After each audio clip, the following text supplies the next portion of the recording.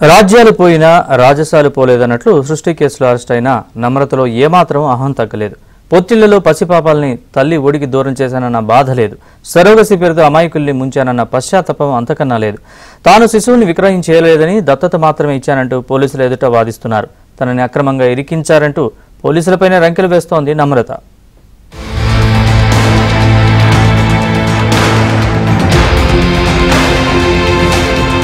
తెలుగు రాష్ట్రాల్లో సంచలనం సృష్టించిన సృష్టి టెస్ట్ ట్యూబ్ బేబీ సెంటర్ కేసులో విస్తుపోయే వాస్తవాలు వెలుగు చూస్తున్నాయి. ఇప్పటికే ప్రధాన నిందితురాలు డాక్టర్ నమ్రతను 5 రోజుల పాటు పోలీస్ కస్టడీకి ఇవ్వడంతో చంచలగూడ జైలు నుంచి పోలీసులు కస్టడీలోకి తీసుకున్నారు. నకిలీ సరోగసి, ఐవీఎఫ్, శిశువుల అక్రమ రవాణా తదితర కేసుల్లో ప్రధాన నిందితురాలైన డాక్టర్ నమ్రతను విచారణ చేస్తున్నారు.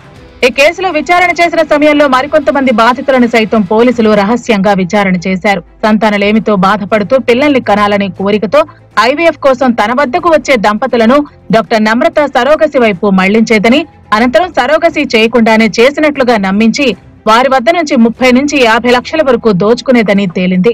ఈ విధంగా పోలీసులు స్వాధీనం చేసుకున్న రికార్డు, బాధితులతో మాట్లాడిన సమయంలో 50 నుంచి 60 మందికి పైగా సరోగసి పేరుతో మోసం చేసి ఉండొచ్చని పోలీసులు అంచనా వేస్తున్నారు.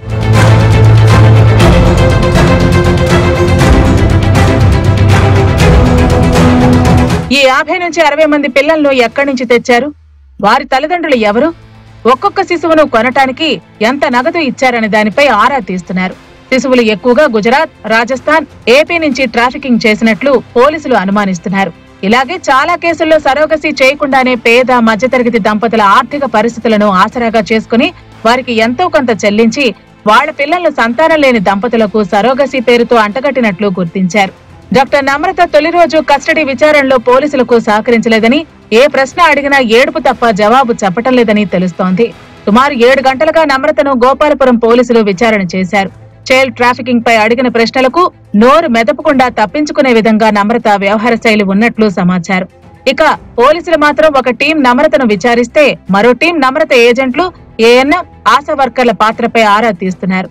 ఒక్కొక్క దంపతుల వద్ద ఎంత పెద్ద మొత్తంలో డబ్బులు వసూలు చేశారనే దానిపై కూడా విచారణ చేస్తున్నారు. విజయవాడ, వైజాగ్, హైదరాబాద్ సృష్టి ఫెర్టిలిటీ బ్రాంచీలపై వివరాలను సేకరించిన పోలీసులు వీరి దగ్గరకు వచ్చిన క్లయింట్స్ కి కాల్స్ చేస్తే చాలా మంది భయంతో స్పందించడం లేదని, మరికొంతమంది జరిగిందేదో జరిగింది, మమ్మల్ని వదిలేయండి సార్ అంటూ పోలీసులకు సమాధానం చెప్తున్నారు. న్యాయవాది వృత్తి పేరుతో డాక్టర్ నమ్రత కొడుకు జయంత్ కృష్ణ బెదిరింపులకు దిగేవాడని, బాధితులను బెదిరించడంపై కూడా పోలీసులు విచారణ చేస్తున్నారు. వచ్చాడు, వచ్చి వీళ్ళతో పోలీసులతో ఆర్మీ ఆఫీసర్ అని చెప్పి ఏదో మాకు వాడే అడాప్షన్ అడిగాడు. అడిగి ఇట్లా చేస్తున్నాడు. మొదటి కస్టడీ విచారణలో నమ్రతలో ఎలాంటి పశ్చాత్తాపం లేదని, పిల్లలను దత్తతకు అరేంజ్ చేశామని బహిరంగంగా నమ్రత మాట్లాడుతుండటంతో పోలీసులు తమదైన శైలిలో విచారణ చేస్తున్నారు. ఇక కస్టడీకి తీసుకుని వెళ్లే సమయంలో కూడా ఆసుపత్రి బయట మీడియాతో మాట్లాడిన నమ్రత సంచలన వ్యాఖ్యలు చేశారు. తాను ఎలాంటి తప్పు చేయలేదన్నారు. ఓ ఆర్మీ అధికారి తప్పుడు ఆరోపణల వల్లే తనపై కేసు పెట్టారని చెప్పారు. అన్ని విషయాలు త్వరలోనే వెల్లడిస్తానన్నారు.